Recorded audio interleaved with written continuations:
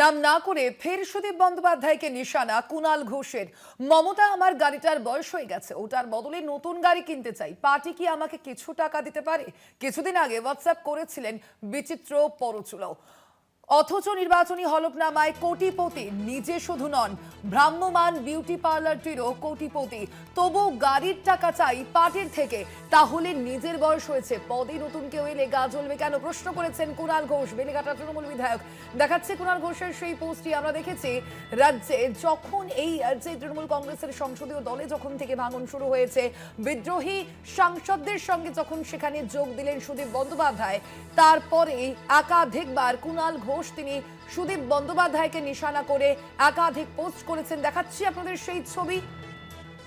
এবং তিনি এই পোস্টে যেমনটা লিখেছেন, নির্বাচনী হলফনামায় কোটিপতি, শুধুমাত্র তাই নয়, ভ্রাম্যমান বিউটি পার্লারটিরও কোটিপতি। তবু গাড়ির টাকা চাই পার্টির থেকে। তাহলে নিজের বয়স হয়েছে, পদে নতুন কেউ এলে গা জ্বলবে কেন? আরো প্রশ্ন করেছেন তিনি, যিনি পার্টির কাছে গাড়ির টাকা চাইতে পারেন, তিনি দল বদলে আরো কত কি চাইলেন বা পেলেন বা নিলেন? প্রশ্ন তুলেছেন বেলেঘাটার তৃণমূল বিধায়ক কুণাল ঘোষ। বিদ্রোহী সাংসদদের নিশানা করেছেন কুণাল ঘোষ। একই সঙ্গে তার নিশানায় বিদ্রোহী সাংসদরাও। একটি দল থেকে জিতে বিপরীত দ্বিতীয় দলের নেতাদের বাড়ি গিয়ে বৈঠক করে তৃতীয় দলে যোগদান করলেন। ওরা নজিরবিহীন কৃতিত্ব। এই তৃতীয় দলে যোগদানের ঘোষণা নিজেরাই করলেন বৈঠকের পর। তৃতীয় দলের কেউ ছিলেন কিনা তা স্পষ্ট নয়। অর্থাৎ একাধিক ক্ষেত্রে আমরা দেখতে পাচ্ছি, একদিকে বিদ্রোহী সাংসদদের নিশানা করছেন বেলেঘাটার তৃণমূল বিধায়ক কুণাল ঘোষ, তার পাশাপাশি সুদীপ বন্দ্যোপাধ্যায়কেও কিন্তু স্পেসিফিক্যালি ওয়েতে তাকেও একই সঙ্গে কুণাল ঘোষ তিনি তাকে সমালোচনা করেছেন। আমরা কথা বলবো এই বিষয়ে। আমাদের সঙ্গে এই মুহূর্তে ফোন লাইনে রয়েছেন প্রতিনিধি দেবাশিস সেনগুপ্ত। দেবাশিস দা, এই যে একের পর এক কুণাল ঘোষের নিশান, অবশ্যই সেখানে সুদীপ বন্দ্যোপাধ্যায় কখনো থাকছেন, কখনো এই বিদ্রোহী সাংসদরা থাকছেন, এটা কতটা গুরুত্বপূর্ণ? দেখো, কুণাল ঘোষের প্রত্যেকটি পোস্টই কিন্তু যথেষ্ট গুরুত্বপূর্ণ। তিনি এর আগে থেকে দেখেছেন বরাবর, তিনি কিন্তু এর আগে রাজ্য রাজনীতিতে আমরা দেখেছি যে উত্তর কলকাতা, বিশেষত উত্তর কলকাতায় বরাবর সুদীপ বন্দ্যোপাধ্যায় বেশ কিছু ক্ষেত্রে কাজের সমালোচনা করেছেন। এবং এর আগেও দেখা গিয়েছে যে তাপস রায়কে দল থেকে ছেড়ে যাওয়ার পিছনে কিন্তু এই সুদীপ বন্দ্যোপাধ্যায়ের ভূমিকা এই নিয়েও সমালোচনা এর আগেও করেছিলেন। এটা নতুন বলে কথা নয়। সে জায়গায় দাঁড়িয়ে থেকে মমতা বন্দ্যোপাধ্যায় অত্যন্ত স্নেহের এবং প্রিয় নেতা ছিলেন সুদীপ বন্দ্যোপাধ্যায়, এবং যথেষ্ট সম্মান করতেন। আমরা বারবার করে বলছি, সেই জায়গায় দাঁড়িয়ে সুদীপ বন্দ্যোপাধ্যায় যা বলেছেন সেটাই হয়েছেন, এতদিন এইভাবেই দেখা গিয়েছে। সেই জায়গায় দাঁড়িয়ে সুদীপ বন্দ্যোপাধ্যায় আবার বিরোধী শিবিরে গেছেন এবং সেখানে বিদ্রোহী শিবিরে তিনি গিয়েছেন। এবং গত পরশু যখন তিনি শতাব্দী রায়ের সঙ্গে গিয়েছিলেন এবং ভূপেন্দ্র যাদবের বাড়িতে বৈঠক করেছেন, অমিত শাহ বাড়িতে বৈঠক করেছেন, এবং তারপরে গতকালই দেখা গিয়েছে একসঙ্গে তারা এনডিএ কে সমর্থন করবে বলে চিঠি দিচ্ছেন, এবং তারা একজোট আছে, তারা অন্য পার্টির নাম করে তারা করছেন, এনসিপিআই দলের তারা যোগ দিচ্ছেন। এরকম যখন খবর বেরিয়ে আসে, সেই জায়গায় দাঁড়িয়ে কুণাল ঘোষ যে পোস্ট করছে যথেষ্ট তাৎপর্যপূর্ণ। রাজ্য রাজনীতি থেকে এই মুহূর্তে এই পোস্টের কিন্তু আজকে নয়, আগে থেকেই কুণাল ঘোষ বলছে, আজকে আরো বেশি করে কিন্তু এটা গ্রহণযোগ্য হয়ে দাঁড়াচ্ছে। তিনি যারা বলেছেন সেটা পরিষ্কার করি বলি যে মমতা বন্দ্যোপাধ্যায়ের কাছে কিছুদিন আগেই সুদীপ বন্দ্যোপাধ্যায় তার নাম করেননি, সেই জায়গাটা একদম তিনি বিবরণ যা দিয়েছে তাদের বর্ষিয়ান এই সাংসদের কথাই, উত্তর কলকাতার সাংসদের কথাই উঠে আসছে যে আমার একটা গাড়িটার বয়স হয়ে গেছে, ওটার বদলে নতুন গাড়ি কিনতে চাই, পার্টি কি কিছু আমাকে কিছু টাকা দিতে পারে? কিছুদিন হোয়াটসঅ্যাপ করেছিলেন বিচিত্র, কিছুদিন আগেই হোয়াটসঅ্যাপ করেছিলেন বিচিত্র পরচুলা। অপূর্ব দাবি, আবদার, নির্লজ্জের মতো। অথচ নির্বাচনী হলফনামায়, অর্থাৎ যদি সুদীপ বন্দ্যোপাধ্যায়ের হলফনামা দেখা যায়, সেখানে তিনি যেটা হলফনামা যেটা দিতে হয় নির্বাচনের আগে, এবারও তিনি 2024-এর নির্বাচনের আগে যে হলফনামা দিয়েছিলেন, সেখানে কুণাল ঘোষের বক্তব্য, তিনি নিজের হলফনামায় কোটিপতি নিজে শুধু নন, ভ্রাম্যমান বিউটি পার্লার হিসেবে বলা হচ্ছে। অর্থাৎ বিধায়ক চৌরঙ্গীর বিধায়িকা নয়না বন্দ্যোপাধ্যায় ওনার পত্নী, তার দিকেও ইঙ্গিত করা হয়েছে তিনি কোটিপতি, তবু গাড়ির টাকা চাই পার্টির থেকে।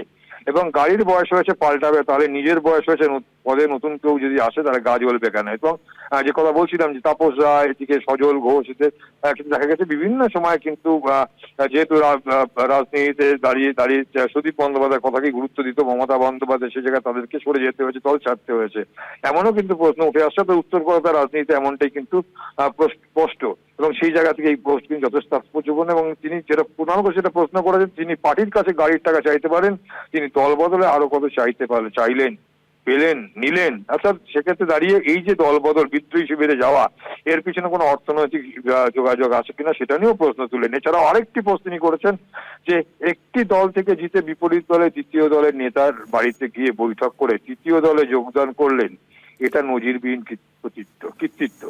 এছাড়াও এই তৃতীয় দলে যোগদানের ঘোষণা নিজেরাই করলেন দ্বিতীয় দলের সঙ্গে বৈঠকের পরে।